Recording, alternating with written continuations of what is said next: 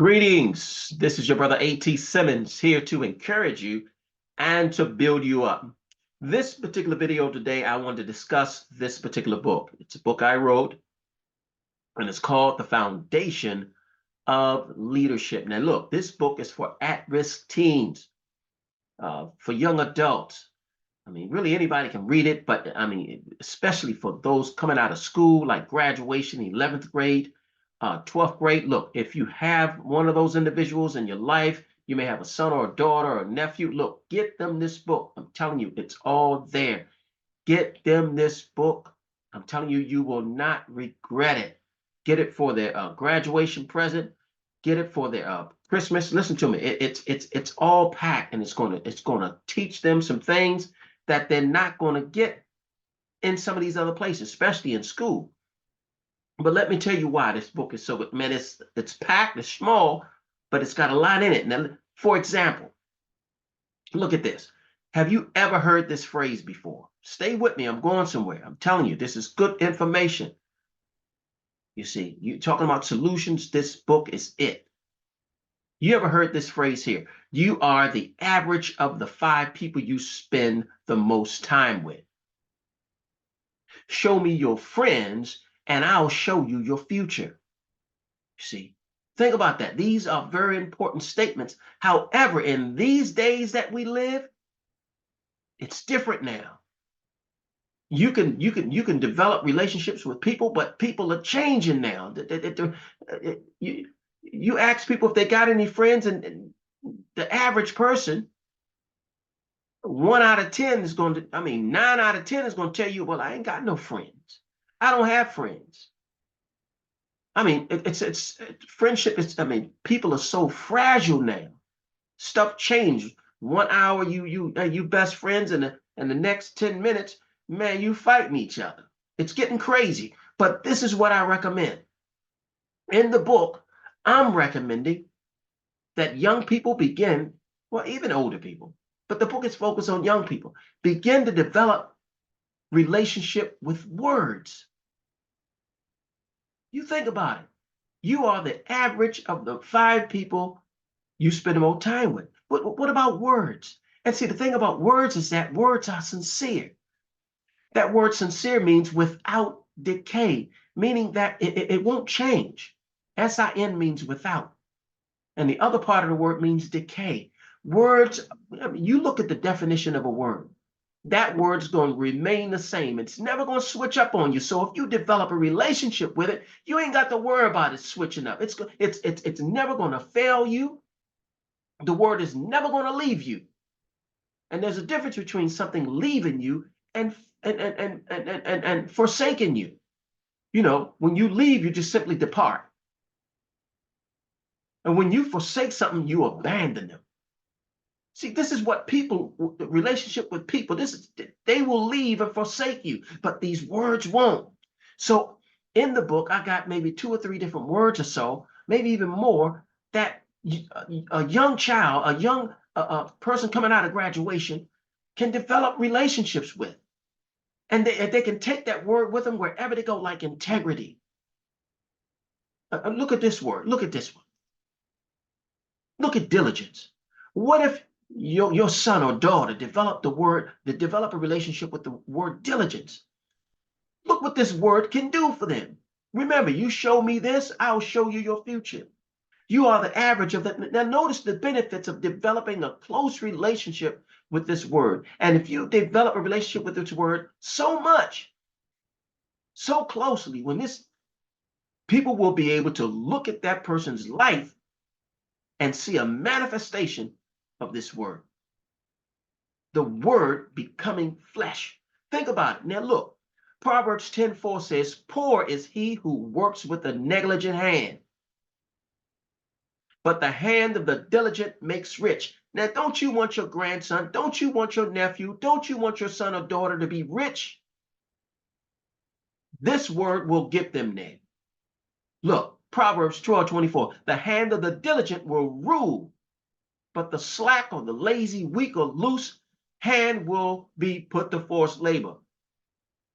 See, you want your You want your son or granddaughter or that person that's graduating in your life, you want them to rule and be an authority, be a shot caller. Let them develop a real word with this word, develop a relationship with this word diligence. Look at it. Forced labor. There's certain people, they because they're lazy, they weak, and they live the loose life. Man, they look, go over there and wash these underwear for me if you want to make some money. Or they got to go work in construction or something. And construction's a good job, but it was one of those jobs, especially as a laborer. You don't have to have a degree. You ain't got to have no you ain't got to have no education. You ain't even got to know how to read, and you can still get that job. Certain jobs within that area. And there's other jobs where you just wash dishes. Shut up, go over there and washing dishes. Don't come around it, etc. I may be exaggerating some. But think about it. Proverbs 13:4. The soul of the sluggard craves and gets nothing. See? But the soul of the diligent is made fat. If you want your son or daughter, your nephew or niece to be fat, man, get them this book and help them to develop a relationship with the word diligence. You know what fat means. I mean, they got more than, look at, what these fat people walking around the street. They got more than enough. This stuff is all over the place, hanging off the side, got a shirt on, it's coming up all out the shirt. You see what I'm saying? Think about that. Now, in this book, it even talks about some other things. Look, honoring the conscience. This book teaches a person how to honor their conscience, because a lot of people are disregarding their conscience, and therefore they're walking around with the enemy within themselves. There's disagreement within themselves. They don't even have to go outside themselves. The enemy is right. They're not in one or in agreement with themselves. And that's something that God gave us, or the Creator gave us, to help us to make decisions and, to help us. If the book talks about sobriety, that this is, oh, look, I even wrote a book on that by itself. This is so awesome. Sobriety in itself, the power and authority of sobriety, because you got a lot of people that are drunk. They're drinking from Facebook. They're drinking from Fox 5. They're drinking the media. They're drinking the stuff that other people are saying. But this book helps them to drink from their inside, drink from their inner man, drink from their spirit, rather than drinking from all this other stuff outside yourself. Because remember, sobriety is to be free from the influence of intoxicants. And in these days, intoxicants are coming in many different forms: video games, programs, TV, all that stuff. And if that stuff is toxic, you can become drunk. And you know what liquor does. If you keep drinking it, it makes you drunk. And as soon as you're drunk, man, somebody can manipulate you. Man, you get drunk so hard, man, somebody can hit you over the head and you won't even know what happened till the next day. And so what I'm saying is that when you look at something and you keep listening, you're still taking stuff in. You're drinking, and you got guys who know how to talk to women. And they talking and talking, and the girls are just drinking it and drinking and drinking. Sooner or later, she's drunk, she's in the bed, she's pregnant with 3 children. But this book teaches them how to remain free from the influence of intoxicant. And a lot of people are in toxic relationships. This book touches that area. Now, conflict resolution and management. You see, this book talks about that techniques on how to become a persuader and how to deal with conflict, because conflict is inevitable. It's going to come. So they need to master these 3 or 4 things so they can be able to deal with that on a regular basis. Now, the other part is that the book talks about the entrepreneurship mindset. So what I'm teaching in here is this: look, you ask a lot of young people, you ask them, do you own your own business? And they'll tell you no right off the top. But I hope so in the future. But what they don't realize, you already own your own business. Your own life is your business. You see, in every business, there's finance. You don't have any money? Yeah, you got money. In every business, they usually have a brand. Okay, you don't have a brand? Okay, McDonald's has one. Well, your name is your brand. Oh, well, McDonald's has products. Okay, you got products. You got talents, your talents, and your gifts. Those are your products. And the book teaches them how to manage all those four areas. Oh, you ain't got no employees, human resources. Yes, you do. Your hands, your body. So it's putting a spin on it. And if the child is apt and sharp, astute, they'll be able to pick it up and begin to run their life as a business. Run their home as a business, to where their phone bill will not become a phone bill, it become an expense. They'll begin to see that the phone company really works for them.